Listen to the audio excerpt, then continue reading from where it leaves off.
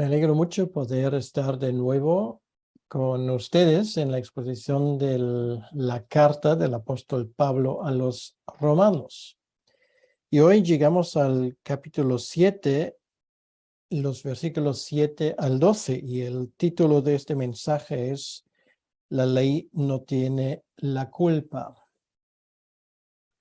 Hay una anécdota de un pastor que hablaba precisamente sobre estos pasajes de la epístola a los romanos.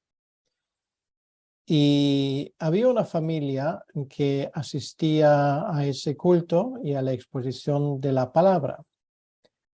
Cuando vuelven a casa, la abuela, que no podía ir al culto por ser ya demasiado vieja y tener problemas de movilidad, preguntó a su hijo, pues, ¿de qué hablaba el predicador hoy? Y la mujer y el hombre le respondió a su madre, pues él hablaba del pecado. Y mi hijo, ¿qué dijo del pecado? Y la respuesta fue, estaba en contra. Pues realmente uno tiene sus dudas serias si este hombre entendió mucho de aquel sermón. Los versículos que hoy vamos a tratar son versículos que también han dado lugar más bien a cierta indiferencia entre los creyentes, y sin embargo son versículos muy importantes que hablan de un tema central, y esto es, ¿qué función entonces tiene la ley? Y para que nos entendamos de qué ley estamos hablando, no estoy hablando de la ley estatal del país donde ahora ustedes residen, sino estoy hablando de la ley de Moisés, conocido debajo de su resumen, los 10 mandamientos. O sea, ¿qué función tienen? Pues el pasaje que vamos a considerar hoy es muy esclarecedor en cuanto a esto. Pero vamos a resumir un poco lo que hemos aprendido hasta aquí. Pablo nos estaba enseñando, particularmente en los primeros 3 capítulos, que el pecado no es un acto o actos específicos, sino es una actitud. La actitud de rebelión contra Dios. Y lo vemos, sin ir más lejos, todos los días cuando miramos alrededor.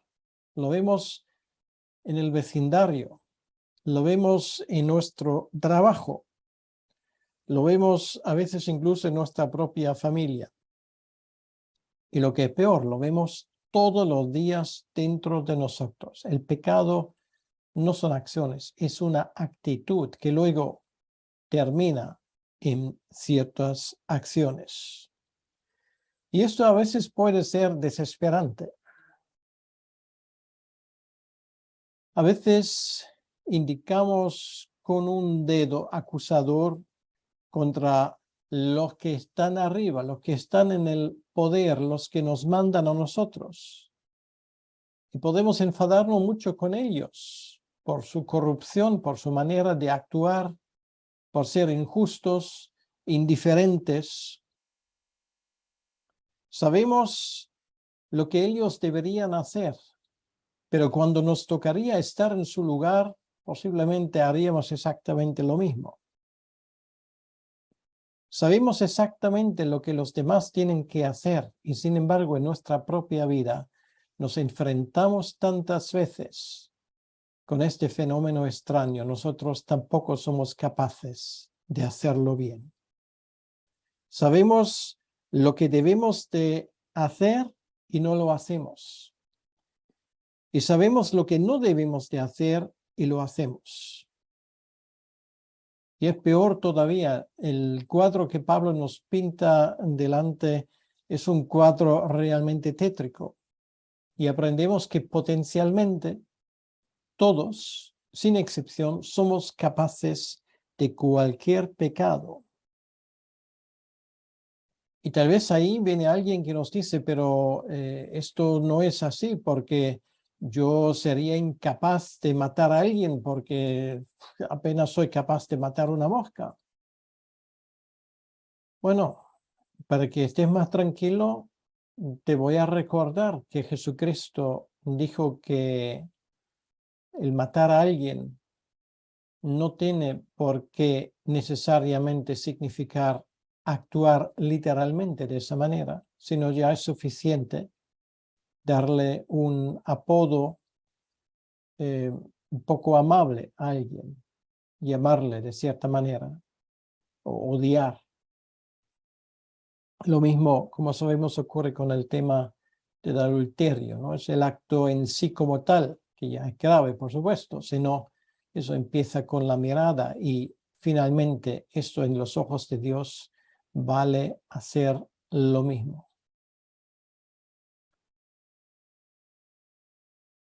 Potencialmente somos capaces de cualquier pecado.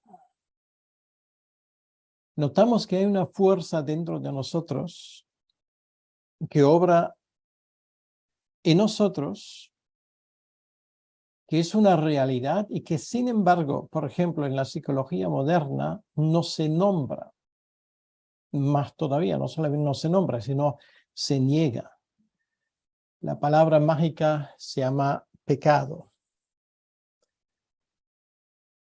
La cosa ahora que nos demuestra la realidad del pecado en nuestra vida se llama la ley de Dios. Es, para decirlo así, el aparato que mide la intensidad de nuestro pecado. Vamos a hablar de lo que pasa en tu alma y en el mía. Y esto significa automáticamente que vamos a tener que hablar en este momento, en esta exposición, del pecado. Hemos aprendido que la ley de Dios ya no puede condenar al creyente. ¿Por qué? Porque Cristo murió en la cruz. Cristo murió en su lugar. Y es por esta razón, por gratitud, esto hablamos la última vez, que el creyente ahora en esta nueva vida no debe de hacer del pecado un estilo de vida. ¿Por qué? Porque ha sido declarado justo, porque ha sido comprado por la sangre de Cristo. La última vez hablamos de nuestra unión con Cristo, porque Él está presente en nuestra vida. Por eso hay ciertas cosas que nos decimos, ciertas cosas que no queremos ver, hay ciertos lugares a donde nuestros pies no nos llevan y hay ciertas cosas que no queremos escuchar y cosas que no queremos decir con nuestra boca. Nuestra unión con Cristo es una de las doctrinas más importantes del Nuevo Testamento. La última vez dije que es el corazón de la doctrina de la salvación. Estamos en Cristo y Él está en nosotros. Se trata de la unión más fuerte que existe. Pablo la compara con el matrimonio. Se trata de cómo el Señor nos salva de una vida vivida en pecado en nuestras vidas diarias. Y al mismo tiempo, y esto es la buena noticia que Pablo expone, para el creyente ya no hay condenación. La ley no nos puede ya condenar. Ahora, surge la pregunta, entonces, si la ley causa el pecado, entonces, ¿la ley es malo? Pablo responde a esa pregunta poniendo su propia vida como ejemplo. Y vamos a escuchar lo que él nos dice en el texto que tenemos delante de Romanos capítulo 7, los versículos 7 al 12. Romanos 7, 7 al 12. Dice así la palabra de Dios. ¿Qué diremos pues? ¿La ley es pecado?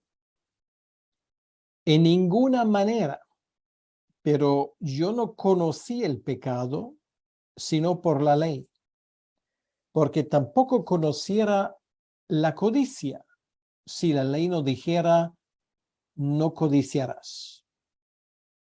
Mas el pecado, tomando ocasión por el mandamiento, produjo en mí toda codicia, porque sin la ley el pecado está muerto.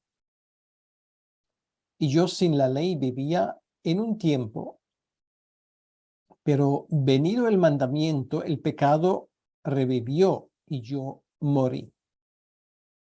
Porque el pecado, tomando ocasión por el mandamiento, me engañó y por él me mató. De manera que la ley a la verdad es santa y el mandamiento santo, justo y bueno. Hasta aquí la lectura de la palabra de Dios. Vamos a tomarnos un momento de oración. Señor nuestro Dios, queremos darte las gracias por esta palabra. Queremos darte las gracias porque tú nos has hablado a través de esa palabra y nos seguirás hablando durante su exposición. Te pedimos, Señor, que tú hagas nuestros corazones receptivos para que podamos entender lo que nos quieres decir y para que la semilla de tu palabra caiga en tierra buena. Te lo pedimos, Señor, en tu nombre y para tu honra y tu gloria. Amén. El primer punto que vamos a tratar, porque Pablo lo trata así, es esa pregunta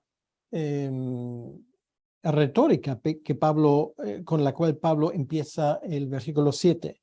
¿Qué diremos, pues? ¿La ley es pecado? O sea, ¿acaso la ley es pecado?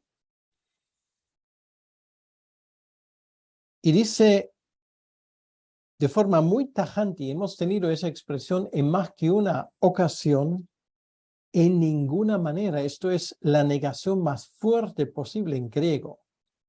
Y Pablo lo usa aquí.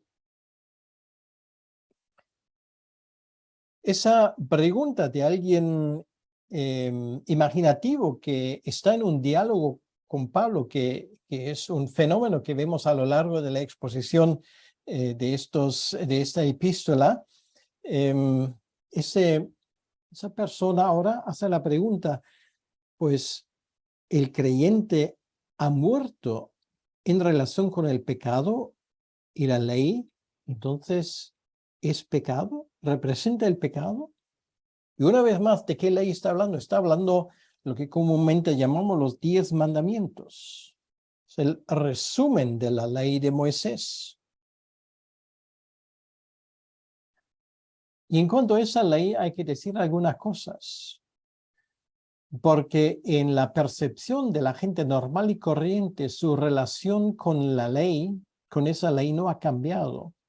Y puedes hacer el experimento, puedes salir a la calle o preguntar en tu familia y hacer una encuesta. Preguntas a la gente cómo se salva uno según la Biblia. Incluso si la gente te dice, bueno, mira, yo no creo en la Biblia, ni creo siquiera en Dios, no importa. Ahora, de tu entendimiento, ¿qué crees tú que la Biblia enseña cómo una persona se salva? Y una persona que no es creyente, con casi absoluta certeza, te va a responder, pues, supongo que la Biblia nos dice que hay que cumplir los 10 mandamientos, hay que ir a la iglesia, hay que dejar alguna moneda en la colecta, etcétera, etcétera. Bueno, ahí cada uno tiene sus cosas, pero en lo que coincide normalmente es ser buena persona, cumplir con los 10 mandamientos. Lo curioso es que en ningún momento y en ninguna parte de la Biblia se dice esto. La ley nunca nos fue dado como camino de salvación. Y por lo tanto, esa idea de que una persona tiene que cumplir los 10 mandamientos, entonces Dios va a estar contento y al final te va a dejar entrar en el cielo, es una idea que en la Biblia no la encontramos de ninguna manera. Pero esto no responde a la pregunta. Entonces, si la ley no es camino de salvación, si la ley no nos salva, entonces, ¿por qué la tenemos? Y Pablo habla de lo que sí que hace la ley. ¿Cuál es la función de la ley? Bueno, tiene varias funciones, pero aquí habla de una función específica. Y esto es que la ley revela el pecado. La ley hace visible el pecado. Es como un medidor de la intensidad del pecado.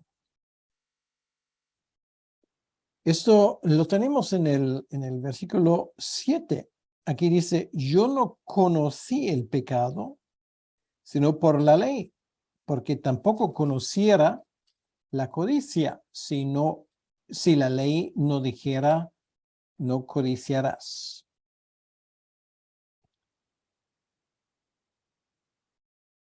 La ley revela el pecado. Dios no habló a Abraham del pecado. Es muy interesante si lo miramos. Ni a Isaac, ni a Jacob.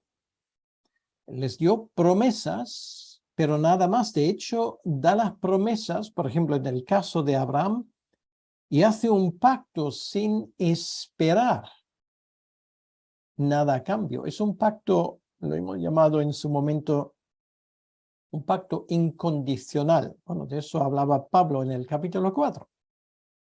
Un pacto incondicional. Abraham estaba durmiendo cuando Dios hace el pacto con él, lo cual quiere decir que el cumplimiento de las promesas se lleva a cabo, pero no está condicionado por la obediencia de Abraham. Y después del tiempo de los patriarcas, finalmente llega el tiempo de Moisés. Y Moisés es aquel que recibe de parte de Dios la ley, cuyo resumen son los 10 mandamientos. ¿Y por qué? ¿Por qué tenemos esto? Porque a Dios le gusta establecer reglas para aguarnos la fiesta. ¿Cuál es el sentido, vamos a decirlo así, de los 10 mandamientos? Para entender esto, tenemos que entender la estructura de la ley. No son unas reglas arbitrarias que Dios dice, bueno, voy a sentarme un rato y pensar qué reglas les voy a poner a estos seres humanos rebeldes. Sino la cosa es de otra manera. No puedo entrar en los detalles, pero si leemos la historia del joven escriba en Marcos capítulo 12, que le pone la pregunta a Jesucristo, ¿cuál es el mandamiento más importante? Es muy interesante que Jesucristo le responde a la pregunta dándonos un desglose, para decirlo así, una explicación de qué es la ley y de dónde viene. ¿Cuál es el mandamiento más importante? Lo curioso es que Jesucristo no dice, amarás al Señor tu Dios o amarás al prójimo como a ti mismo. ¿Cuál es la respuesta? Él responde con Deuteronomio 6:4. Escucha, Israel, el Señor tu Dios uno es. Ahora, esto es muy interesante, porque la ley empieza con la naturaleza de Dios. La pregunta, ¿cuál es el mandamiento más importante? Empieza con una lección sobre el carácter de Dios. De esta afirmación sencilla, a primera vista, Deuteronomio 6:4, escucha, Israel, el Señor tu Dios uno es, se pueden desprender las características o los atributos más importantes de Dios. Esto fue una de mis tareas en la teología propia para mis estudiantes, sacar 15 doctrinas en cuanto a Dios de este versículo, y es sorprendente lo que contiene. Ahora, Esto es el carácter de Dios que se refleja de una forma tan magistral y tan bien resumida en Deuteronomio 6:4. Ahora, de esto se deducen dos mandamientos. Uno relacionado con Dios. Ahora sí. Este ser perfecto, santo, único y uno. Este Dios que habla, que requiere nuestra atención, a este Dios hay que también prestar la debida obediencia. Por eso, primera conclusión, amarás a este Dios sobre todas las cosas. Y luego lo veremos que los primeros 5 mandamientos, mandamiento 1 al 5, desglosa esto. Y luego lo segundo, amarás al prójimo como a ti mismo. Esto viene del Antiguo y no del Nuevo Testamento. La conclusión. Los mandamientos 6 a 10 hablan de esto, de nuestra relación con el prójimo. Bien, una vez que hemos hablado de esto, nos damos también seguramente cuenta de que de los 613 leyes que contiene lo que nosotros llamamos la ley de Dios, todos y cada uno de esos 613 se remonta a uno de los 10 mandamientos. Tú puedes poner a cada de estos mandamientos que tienen que ver con sacrificio, que tienen que ver con la forma como yo me debo de comportar en la casa, etcétera, etcétera, puedes relacionarlo con uno o con varios de los 10 mandamientos. Ahora entendemos la estructura de la ley. Esto quiere decir que la ley representa el carácter de Dios, representa su santidad. Y no son reglas arbitrarias, sino todos y cada uno emana directamente del mismo ser de Dios. Y esto, cuando nos damos cuenta, finalmente nos pone la luz necesaria para entender de qué Pablo está hablando. Está hablando del hecho de que si nos comparamos con el carácter de Dios, plasmado y formulado en la ley, nosotros no somos más que pecadores, lo cual quiere decir personas que en su incompetencia, en su falta de entendimiento, en su falta de acciones correctas y en su desempeño de buscar el mal realmente fallan estrepitosamente a la hora de querer vivir a la altura de lo que Dios nos exige. Somos pecadores completamente perdidos. Y esto hace la ley. Sirve en ese sentido como un instrumento para ponernos delante de nuestros ojos la magnitud de nuestro pecado. Y esto nos debería llevar al punto de pedir auxilio. Y este auxilio lo tenemos en Cristo. Acudir a Él es nuestra única salvación.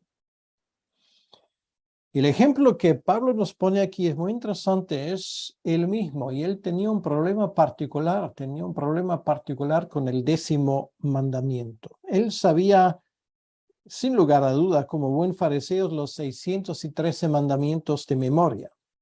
Nos lo cuenta en Filipenses. Si leemos por un momento esa parte autobiográfica, Filipenses capítulo 3, versículos 5 al 7 dice, y Pablo habla ahí de su propia vida, dice, circuncidado al 8º día, del linaje de Israel, de la tribu de Benjamín, hebreo de hebreos, en cuanto a la ley, fariseo, en cuanto a celo, perseguidor de la iglesia, en cuanto a la justicia que es en la ley, escucha, irreprensible.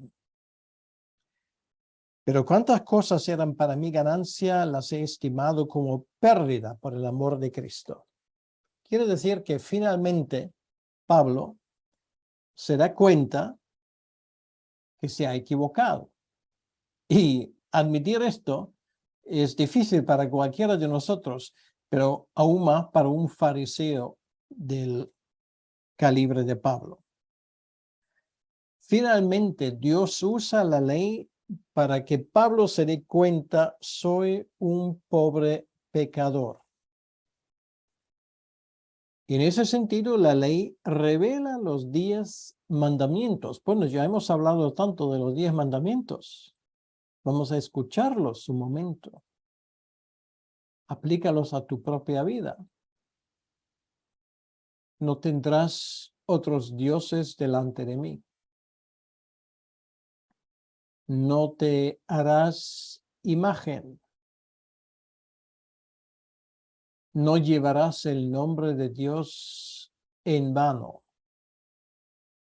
Lo cual quiere decir, evita el fraude de etiquetas. No pretendes ser algo que no eres. Guardarás el día de reposo. Honrarás a tus padres. Bueno, ¿cómo vamos hasta aquí? Esto es la mitad. Y estos 5 tienen que ver con Dios. Bueno, me vas a decir de paso, y el 5.º mandamiento, ¿qué tiene que ver con Dios? Honrarás a tus padres. Bueno, los padres representan autoridad legítima, que en el último instante se remonta a Dios. El que no obedece, el que no honra a sus padres, tampoco honra a Dios. Es así de sencillo. Vamos a seguir. No matarás, tampoco en tus pensamientos y palabras. No cometerás adulterio, tampoco con tus pensamientos y palabras. No robarás, tampoco el tiempo a nadie. No mentirás, tampoco para la gloria de Dios. Y no codiciarás. Estate contento con lo que tienes. Y Jesús en el Sermón del Monte no solo habla de la interpretación literal, y esto es muy importante, sino también de la interpretación espiritual, lo que acaba de decir. Y estos 10 mandamientos, si lo vemos y si lo aplicamos a nuestra vida, nos condenan. Son el estándar de Dios para nuestras vidas. Y esto significa un auténtico desastre para nosotros. Pablo se queda sobre todo con el mandamiento número 10. No codiciar. Esto era su gran problema. Porque ese hombre, en ciertos momentos de su vida, estaba lleno de envidia. Él era fariseo, pero él quería ser fariseo número 1, el mejor, el más entregado de todos. Ahora, te pregunto sobre todo si aún tal vez no entiendes muy bien a todo, en qué va a terminar todo esto. Te pregunto, ¿qué te parecen los 10 mandamientos? ¿Te caen mal? ¿Te aguan la fiesta? Pues déjame decirte en este caso que te aguan la fiesta de la misma manera como un análisis médico nefasto agua la fiesta a alguien que se cree sano. Posiblemente nos ha pasado a cada uno de nosotros en mayor o menor grado. Pueden ser cosas relativamente inofensivas o puede ser el veredicto para mucha gente hecho una realidad. En cierto momento te quedan solamente 3 meses de vida. ¿Qué haces con un análisis así? ¿Le vas a dar una bofetada al médico? ¿Le vas a matar al mensajero? ¿O vas a intentar hacer de ese análisis lo mejor para ti?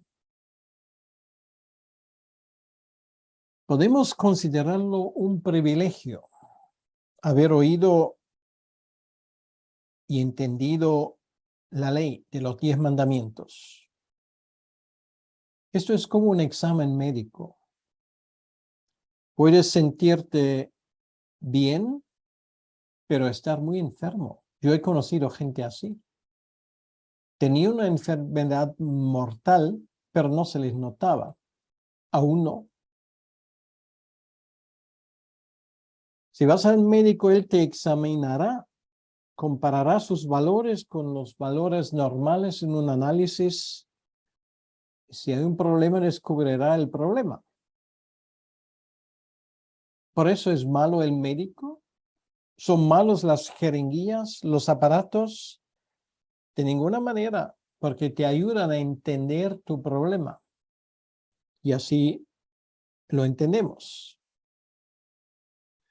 Pero esto no es todo aún. La ley no solamente revela el pecado en ese sentido, sino la ley incluso despierta el pecado. Y esto es muy curioso, porque y yo no soy médico, solamente repito lo que espero que entienda, porque algún médico me lo ha explicado así. Y puede haber ciertos tratamientos que pueden despertar, por ejemplo, a un cáncer. O sea, en vez de tranquilizar la cosa y sanarla, pues realmente el tratamiento es peor que la enfermedad, para decirlo de cierta manera. Por eso el médico a veces tiene que decidir si vale la pena o si es aconsejable hacer cierto tipo de cura. Pablo habla de eso aquí en el versículo 8 y 9. La ley despierta el pecado, mas el pecado, tomando ocasión por el mandamiento, produjo en mí toda codicia, porque sin la ley el pecado está muerto. ¿Cómo entendemos esto? Pues los que hemos tenido niños pequeños, es muy fácil. Tú prohíbes algo a un niño y puedes estar casi seguro que va a intentar burlar la prohibición. Bueno, la versión más inofensiva la tienes cada vez que se pinta un banco en el parque. Si ponen allí un letrero recién pintado, puedes estar seguro que casi todo aquel que pasa por ahí va a poner el dedo para averiguar si realmente está recién pintado. Si no estuviera la prohibición, a nadie se le ocurriría. Creo que todo el mundo sabe que, por ejemplo, en los años de la prohibición en Estados Unidos, cuando se prohibió el uso del alcohol, era el momento cuando más se bebió. E incluso gente que antes no tenían ganas, ahora sí, porque estaba prohibido. O sea, prohíbes algo a un niño sobre todo y lo va a intentar hacer. Y voy a poner otro ejemplo para que entendamos lo que quiere decir esto, lo que acabamos de leer en el versículo 8. Suponte que tienes un vaso de agua.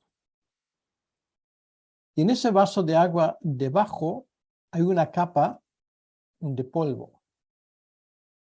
Ahora, si tú dejas el agua reposar, por ejemplo, si el agua está turbio antes, pues los sedimentos van a bajar y van a estar en la parte, en el fondo del vaso. Y el agua parece clarito. Incluso si no te fijas en lo que hay en el fondo, podrías pensar en bebértelo.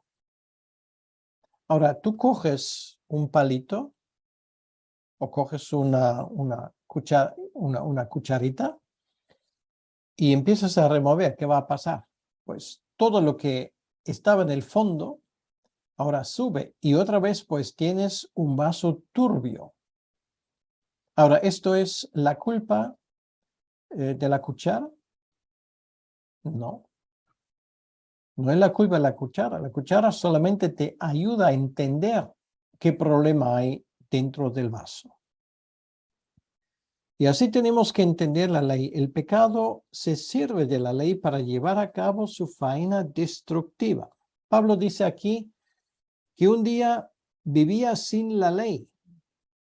¿Y cómo es posible? En el caso de este hombre que viene de una familia religiosa y que además era fariseo, pues él se sabía de la ley, sabía la ley de memoria, pero al mismo tiempo estaba más ciego que un murciélago. Él pensaba que cumplía la ley en ese sentido. No se daba cuenta que toda su actividad religiosa se resumía en una palabra: codicia.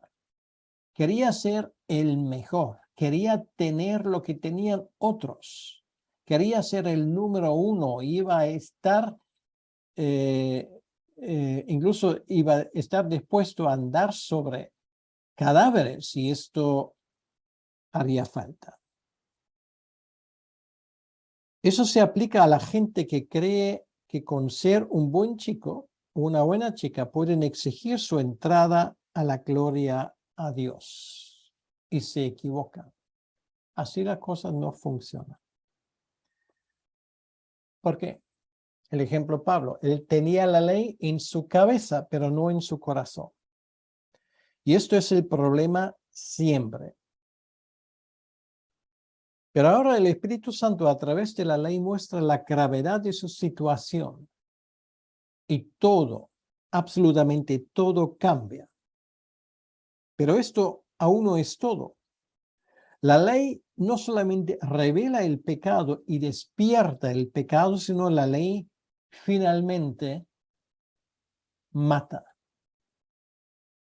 Es como un virus en un programa de ordenador. Tu programa puede estar bien, pero se mete un virus y usa tu programa para fines destructivos, para decirlo así, secuestra tu ordenador.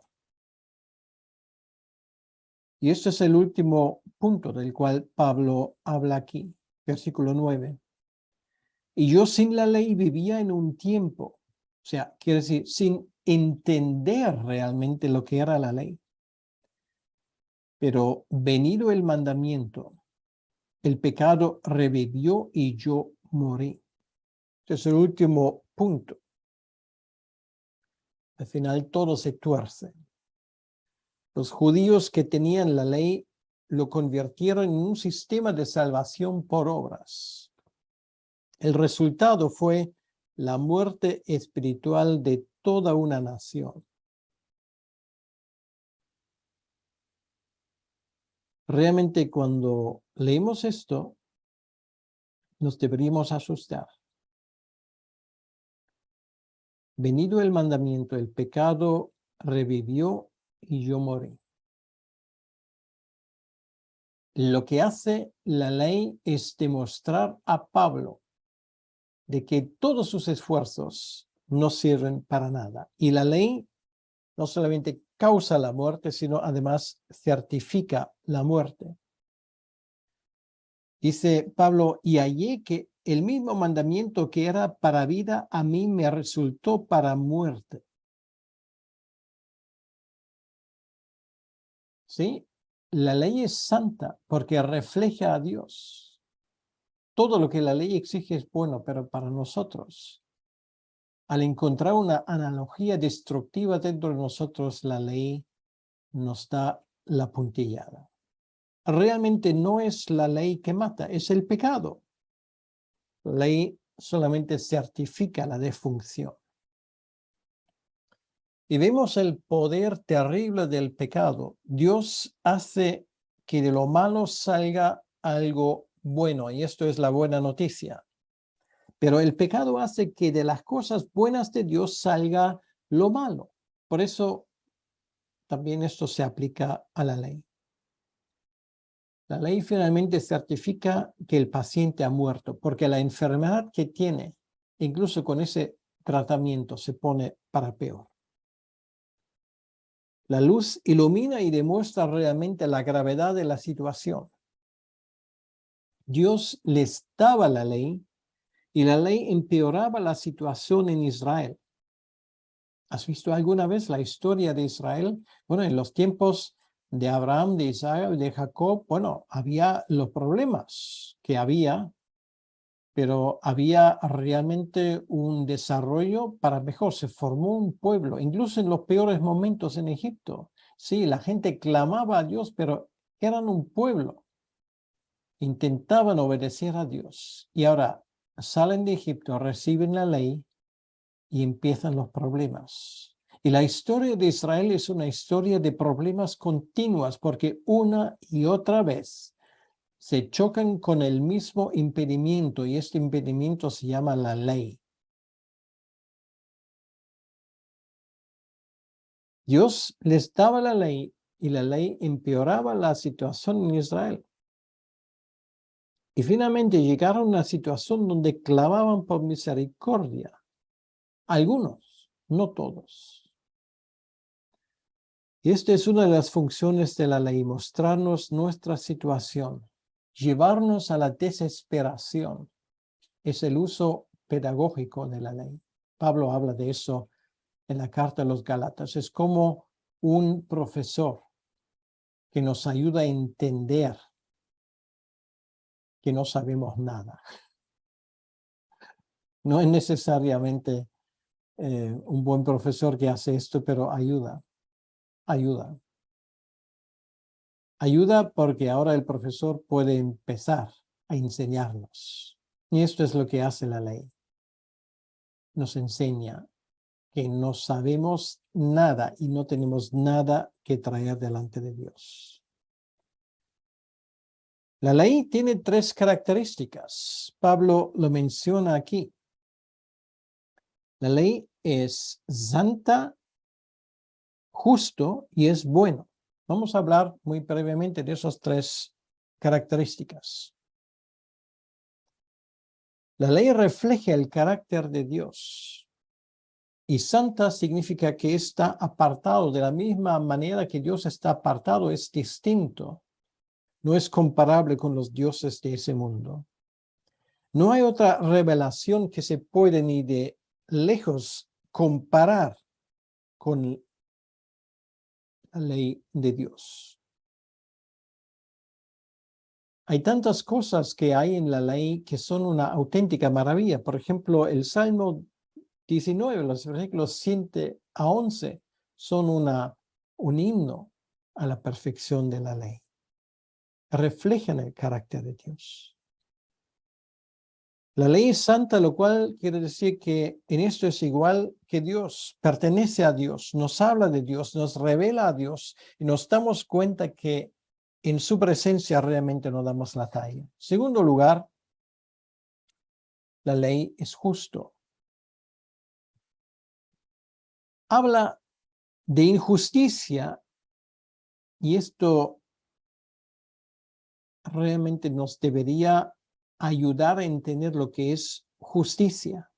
Justicia es lo que hay que hacer para agradar a Dios. Y en ese sentido, esto es otra función de la ley. Al ser justo nos ayuda a vivir esa vida de una forma correcta. Esto habla de ética. Si lo primero nos condena,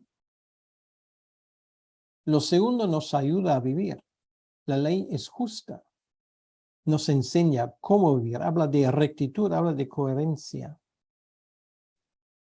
En tercer lugar, la ley es buena. La ley es buena porque Dios es bueno. Bueno no es lo que me gusta. Bueno es lo que me conviene. Y no siempre es lo mismo. Bueno es la ley porque glorifica a Dios. Y esto nos lleva a la conclusión que la ley promete vida, pero solo para aquel que lo cumple perfectamente. Para los demás, es el dedo de Dios que nos condena. La ley te va a condenar. No hay esperanza. Has fallado. Misión abortada. Todo está perdido. Solamente hay una esperanza para ti y esto es Cristo, quien murió por ti en la cruz.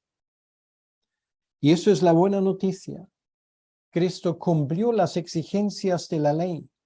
Él la cumplió perfectamente y siendo perfecto, Él muere en la cruz y eso te libera. Ya no tienes que demostrar nada y no tienes que cumplir nada. Y esta es la gran liberación. Cristo vive y tú vivirás con Él.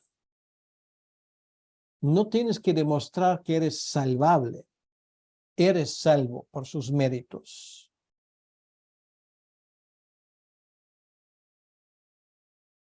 Hay un chiste que nos cuenta que en un camposanto, en un cementerio, había una estela donde alguien había escrito, aparte del nombre del difunto, pone debajo, el médico dijo que no era grave. Pues podríamos coger esto y decir, la ley nos dice que sí, que es grave. Tienes una enfermedad incurable, salvo por las llagas de Cristo que nos traen salvación. Y yo quiero animarte en ese momento de venir a Cristo, de entender que si tú intentas conseguir tu salvación a base de buenas obras, vas a fracasar. Pero yo te invito en ese momento a intentar andar por el mejor camino, esto es, entregar tu vida a Cristo. Él lo ha conseguido todo para ti. Ahora, Él cumplió la ley para ti. Y ahora puedes vivir para la gloria de Cristo, aceptando este precioso regalo.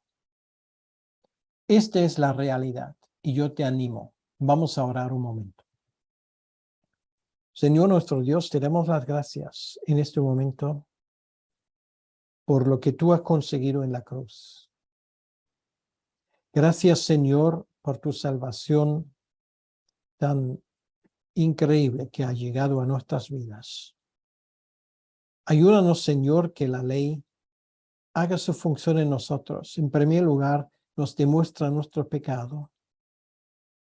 En segundo lugar, nos empuje hacia ti para recibir tu salvación. Y en tercer lugar, nos ayude a orientarnos en esta vida. Esas tres funciones, Señor, te pedimos que tu palabra, tu ley, haga en nuestra vida. Todo eso, Señor, te lo pedimos en tu nombre y para tu honra y para tu gloria. Amén. Que Dios te bendiga.